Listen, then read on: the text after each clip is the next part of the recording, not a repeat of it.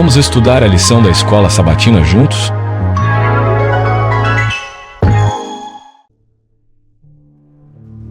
Lição 5. Milagres à margem do lago. Verso para memorizar. Jesus, porém, não o permitiu, ao contrário, ordenou-lhe: vá para a sua casa, para os seus parentes, e conte-lhes tudo o que o Senhor fez por você e como teve compaixão de você. Evangelho de Marcos, capítulo 5, verso 19. Olá, amigos. Que as bênçãos de Jesus Cristo sejam presentes de modo abundante na sua vida no dia de hoje. Muito obrigado por estar aqui conosco, partilhando esses momentos tão especiais de estudo da Palavra de Deus através da lição da Escola Sabatina. Que Deus ilumine a sua mente e que o Espírito Santo o ajude a ser cada vez mais parecido com Jesus Cristo. O título da lição da Escola Sabatina nesta quinta-feira é Um Tipo Diferente de Messias. O que você busca em Jesus? Qual é a sua visão de Cristo? Quais são as suas expectativas em relação a Ele? Esta questão é extremamente significativa e pode determinar o fortalecimento da fé ou a decepção e frustração das pessoas do seu relacionamento com o Salvador. No passado, alimentados por falsas interpretações proféticas, os judeus esperavam que o Messias fosse um guerreiro conquistador que empunhasse a espada e expulsasse os conquistadores romanos, libertando-os daqueles que os ameaçavam e que dominavam sobre eles. Hoje, multidões, motivadas por distorções teológicas, enxergam Jesus como fonte de milagres materiais e mundanos, uma espécie de Papai Noel que está lá no céu para suprir todos os seus caprichos e desejos particulares, um tipo de guru espiritual da boa vida e do progresso material e financeiro. Esses se frustram com Jesus, porque Jesus não é isto. Jesus nunca prometeu tais coisas.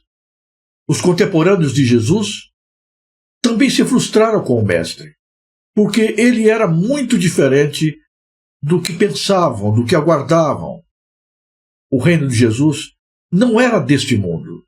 A sua missão consistia em salvar e libertar do pecado, e jamais estabelecer um trono e engrandecer politicamente uma nação. A lição fala de uma grande multidão que caminhou muito até a beira do lago para ouvir aquilo que Jesus tinha para dizer, para ouvir aquele que dizia ser ele mesmo o Cristo. Eram mais de 5.000 homens, sem contar mulheres e crianças. Passaram o dia todo ali, de pé, vendo enfermos sendo curados, pessoas sendo libertas do mal, e ouvindo a pregação sobre o reino de Deus. Tudo era tão fascinante, tão novo para eles, que nem perceberam. Se esqueceram até de comer. Agora, o dia estava terminando, e ninguém arredava o pé do lugar. Os discípulos sugerem que Jesus os mande embora de volta para suas casas. Naquela praia, não havia vendedores ambulantes, nem quiosques onde pudessem comprar comida.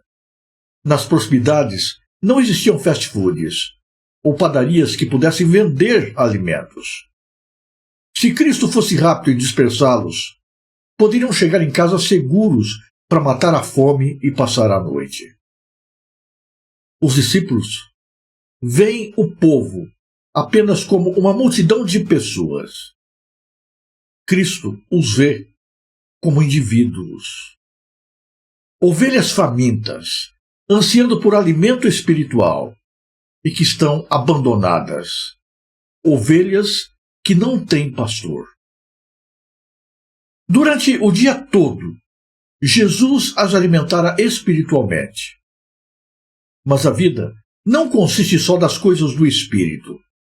Eles também tinham necessidades físicas de materiais. E Jesus não desconsidera isto. Jesus se preocupa com cada aspecto da vida das pessoas. Jesus provê não só para a vida eterna, mas para os detalhes da vida aqui na terra também. Deus cuida de nós, e cuida de nós nas mínimas coisas, nos pequenos detalhes. Por isso, Jesus pediu que os discípulos providenciassem comida para o povo. Eles se assustam. Onde conseguir dinheiro para isso? E se conseguissem, onde haveriam de encontrar tanto pão para comprar? Eles se esquecem de que sempre Deus está acima, cuidando dos seus filhos, suprindo tudo para nós. Miraculosamente, ainda que nós não enxergamos, Deus realiza todos os dias o milagre da provisão para a vida. O germinar da semente, a multiplicação dos grãos, o sol, a chuva, são milagres gerados continuamente, diariamente, diante dos nossos olhos. Só que a gente está tão acostumado, tão cego, que não percebe que são milagres. Mas ainda assim são milagres. Jesus pergunta quanto alimento os discípulos possuíam, quanto conseguiam reunir. A pergunta é extremamente importante porque Deus sempre nos abençoa a partir da nossa própria realidade, a partir daquilo que temos, daquilo que dispomos em mãos. André apresenta um rapaz que tinha um pequeno cesto com 5 pãezinhos de cevada e 2 peixinhos. Era o lanchinho que havia levado para passar o dia. Isto era mais do que nada. Mas ainda assim, era muito pouco diante de tão grande necessidade. Jesus pede que tragam o alimento do rapaz diante dele. Ordena que organizem a multidão e os acomodem confortavelmente, assentados em pequenos grupos sobre a relva. A seguir, miraculosamente, começa a repartir os alimentos. E ao toque de suas mãos, esses pães e peixes vão se multiplicando. As pessoas vão sendo servidas até que todos se sintam satisfeitos e fartos, e ainda sobrem 12 cestos que poderiam levar consigo para aqueles que ficaram em casa. Diante disso, a multidão se entusiasma. Era de um rei assim que eles precisavam. Esse era o Messias que eles queriam. Com um líder assim, nunca mais teriam necessidades ou crises. Todos os seus problemas estariam resolvidos. E então, começam a se organizar para proclamar Jesus como rei. Teria sido muito fácil para Jesus ter aproveitado a ocasião para assumir o comando político. Era muita gente, um grande exército de gente, e estavam extremamente impressionados e motivados. Mas Jesus frustra todos. Ele lê o coração, ele percebe o seu intento, e ele fica triste, porque as pessoas, na verdade, não compreenderam o seu propósito. Jesus acabara de realizar um milagre para dizer que Deus preocupa-se também com os mínimos detalhes da vida das pessoas.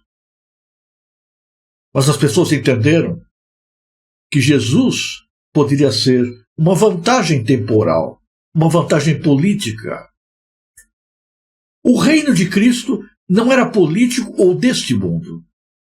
Então Jesus dispersa a multidão, ordena que os discípulos entrem no barco e, sozinho, sobe ao monte para orar. Ao invés de se permitir ser proclamado rei, Cristo vai na presença do Pai para gastar as horas seguintes em oração, ajoelhado, diante da face do Pai. Esse relato nos remete à pergunta inicial: que expectativas temos em relação a Jesus Cristo? O que buscamos nele? Estimula-nos também a pensarmos sobre a nossa compreensão da Bíblia. Lemos tanto a Bíblia, mas será que entendemos o seu significado? Pense um pouco. O que essa história nos ensina sobre a importância de entendermos corretamente os detalhes bíblicos? Entendemos corretamente as profecias? Se a falsa compreensão da primeira vinda de Cristo levou as pessoas à ruína espiritual, a não entenderem o plano de Deus para eles, quanto mais uma falsa compreensão poderia fazer em relação à sua segunda vinda. A falsa compreensão profética levou os judeus a endurecer o coração para Jesus. E agora, diante da segunda volta de Cristo, não existe o risco de acontecer o mesmo? Temos que ser mais cuidadosos na nossa interpretação da palavra de Deus. Mais cuidadosos quanto ao que ouvimos, aos ensinos que aceitamos.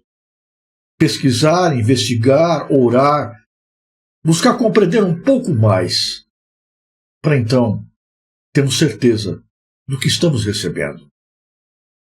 Que a presença do Espírito Santo nos conduza sempre na compreensão da palavra de Deus e nos leve sempre a buscar Jesus pelos motivos corretos.